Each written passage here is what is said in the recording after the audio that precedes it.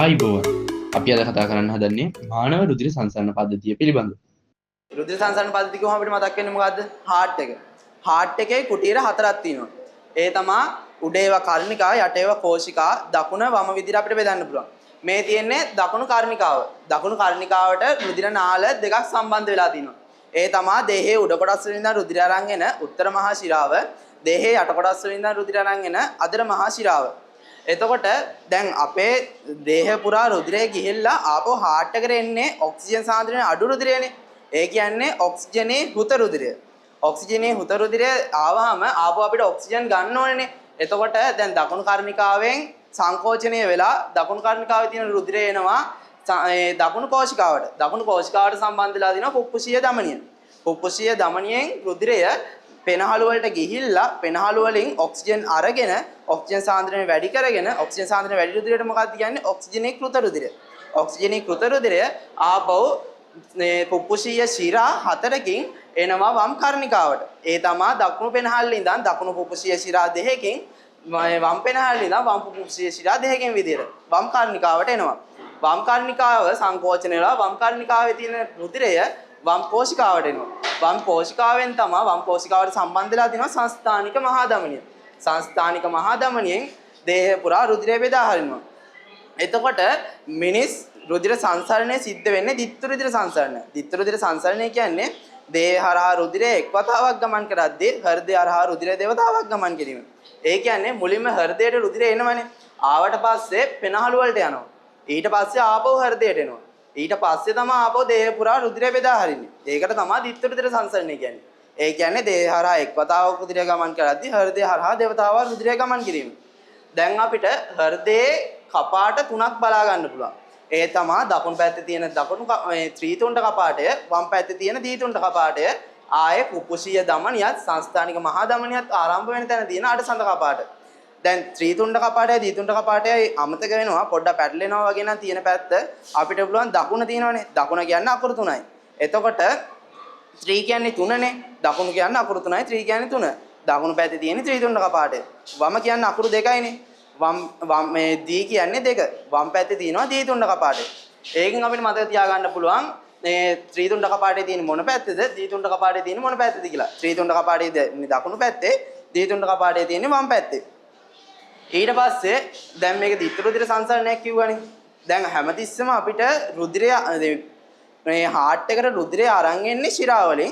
Heart එකෙන් එළියට රුධිරය අරන් යන්නේ ධමනි වලින්.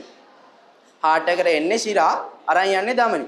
අපිට ආයේ බලන්න පුළුවන් හර්ට් චක්‍රය. හර්ට් චක්‍රය. හර්ට් චක්‍රය කොටස් තුනක් තියෙනවා. කර්ණිකා කුංචය, කෝෂිකා කුංචය, පූර්ණ හර්ට් විස්තාරය කියලා. එතකොට මෙන්න මේ මෙතන තියෙන්නේ ඇත්තම ECG සටහන. ECG සටහනක් තමයි මේ හර්ට් චක්‍රය කියලා අපි පෙන්වන්නේ. එතකොට කර්ණිකා කුංචය අපි මෙහෙම මෙතන P කියලා අක්ෂරයෙන් පෙන්වන්නේ කර්ණිකා කුංචය. QRS කියන්නේ කෝෂිකා කුංචය. පූර්ණ හර්ට් විස්තාරය තමයි මේ T කියලා පෙන්වන්නේ. අනිවාර්යෙන් මතක තියාගන්න ඕන දෙයක් තමයි දැන් මේක අඳින්න කිව්වොත් කර්ණිකා කුංචය අඳින්දී මෙන්න මේ අඳින ප්‍රමාණයට වඩා පූර්ණ හර්ට් විස්තාරය අඳින්දී අඳින්න ඕනේ. අනිත් එක තව පොයින්ට් එකක් තමයි මෙන්න මේ මෙතන කෝෂිකා කුංචය අඳින්දී මෙන්න මේ මෙතන යටට ගිහිල්ලා තමයි උඩට එන්නේ. කෙලින්ම උඩට ගන්නෙ නැහැ. යටට ගිහිල්ලා උඩට එන්න ඕනේ. එතකොට කර්ණිකා කුංචය කියන්නේ කර්ණිකා සංකෝචනය වෙද්දී වෙන එක. කෝෂිකා කුංචනය කියන්නේ කෝෂිකා සංකෝචනයේදී. පූර්ණ හර්ට් විස්තාරය කියලා කියන්නේ කර්ණිකා කුංචය කෝෂිකා කුංචය උනාට පස්සේ මේ හෘදය ටිකක් සුළු වෙලාවක් නිදහසේ තියෙනවා. අන්න ඒක තමයි පූර්ණ හර්ට් විස්තාරය කියන්නේ. මෙන්න මේ ටිකට වෙන වෙනම කාලගත වෙනවා. කර්ණිකා කුංචයට තප්පර 0.1කොත් කෝෂිකා කුංචයට තප්පර 0.3කොත් පූර්ණ හර්ට් විස්තාරයට තප්පර 0.4කොත් වශයෙන්. එතකොට ආයෙ අපිට බලා ගන්න පුළුවන් ලබ්ඩබ් කියලා ශබ්ද දෙකක් ඇහෙනවනේ හෘදේ.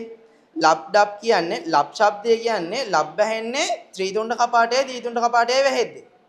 ඩබ් කියන ශබ්දය ඇහෙන්නේ මේ අඩසඳ කපාට වැහෙද්දී. ඒක අපි කෙලින්ම දන්නවනේ ලබ්ඩබ් කියලානේ කියන්නේ. ඒක නිකන් මතකයිනේ. ඩබ්ලබ් නෙමෙයි ලබ්ඩබ් කියලා තමයි අපි කියන්නේ.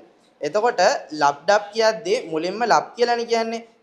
දැන් රුධිරය උඩ ඉඳන් පල්ලෙහාට එන්නේ එද්දී ඊට පස්සේනේ මේ සංස්ථානික මහා ධමනිය ඔස්සේ හරි රුධිරය යන්නේ. ඒතර සංස්ථානික මහා ධමනිය යට තමයි අඩසඳ කපාට තියෙන්නේ.